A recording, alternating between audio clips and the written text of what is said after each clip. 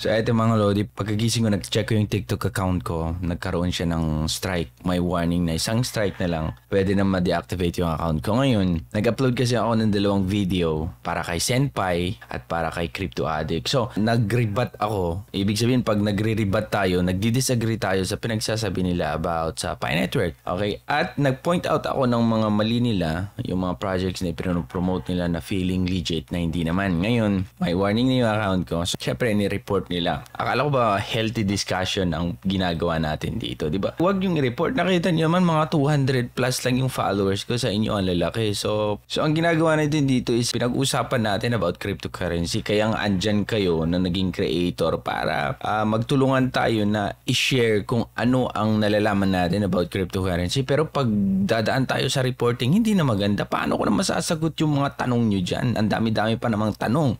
Si Archie Lim nagtanong din. So sasagutin ko yan. Pero wag naman wala. Tanggalin natin yung pagre-report. Hindi ibig sabihin malaki yung followers nyo. Pwede nyong sabihan yung mga followers nyo i-report. Ako wag ganun, okay? Ayan yung isang video, yung kay Crypto Addict, walang views kasi naka-report siya. Ito ay healthy discussion nga sabi ko, okay? Riniribat ko lang kayo. Tapos pino-point out ko lang din, okay? Kino-compare ko yung mga projects na pinagpo-promote nyo. Ngayon, hindi lamang to about Pi Network. Kahit saan naman, di ba? Ako, hindi lang naman Pi Network kung saan ako titingin ng mga project. May mga ibang project, mga crypto projects din ako na kung saan naglagay din ako ng kaunting pera. Okay? Kaso lang, syempre, isa akong believer sa Pi Network, kaya ako nagre-rebat. Alam nyo kasi ang Pi Network, isang community project yan na kung saan nakaalalay sa community kung anong future ang Pi Network. Kung lahat yung mga creator is against sa Pi Network, ano na lang ang mangyayari, diba, dun sa goal mismo ng Pi Network. Kaya nakalagay sa white paper nila na bilang isang pioneer, alam mong i-correct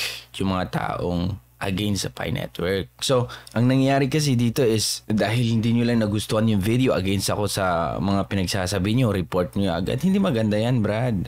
Walang ganyanan. Nakita nyo ba na ang government is pro-crypto na? Pinupush nila ang mga ibang agencies or ibang mga company na magturo about cryptocurrency, and that's a good thing for us, okay? Ng mga tao sa mga Filipino. Bakit? May malaking parte ang blockchain or cryptocurrency sa future. So, tandaan natin yan na kaya tayo ina-aspire natin maging creator para makapag-share tayo ng knowledge, para ma-impart natin yung kakaunting knowledge natin about cryptocurrencies, and part ng learning to. Katulad ng mga nagsisimula, gustong sumali sa cryptocurrency or maintindihan, one way para maintindihan mo is maging part ka, mag-join ka, na hindi mo kailangan ng pera. Okay? At ang Pi Network, blockchain project, cryptocurrency pinag-usapan, makita mo dito na tumatakbo yung mga transactions. Kung ikaw ay baguhan, pag sumali ka dito mo maintindihan na ganito pala ang cryptocurrency, ganito pala tumakbo, ganito pala yung protocol na gamit nila. Ngayon, pag medyo kampante ka na, mag-join ka na dun sa mga project na kung saan involved ang money. Okay? Pero titignan nyo pa rin kasi marami pa rin mga scams na project na kung saan cash grab lang siya. So yun, sana maintindihan natin. Okay? Marami pa sana akong sasagutin, okay? Dito sa TikTok, pero pag i-report nyo, wala na mangyayari. Katulad niyan, kay Crypto Addict, wala nanood. Okay? Para kung malalaman yung mga feedback nyo, questions nyo about dun sa napag-usapan sa video. Okay? Walang report. Ano lang naman yung 200 followers, di ba? Huwag tayong mag-report. Ganun. At healthy discussion about cryptocurrency. Okay? Kung nakita nyo mali ako, din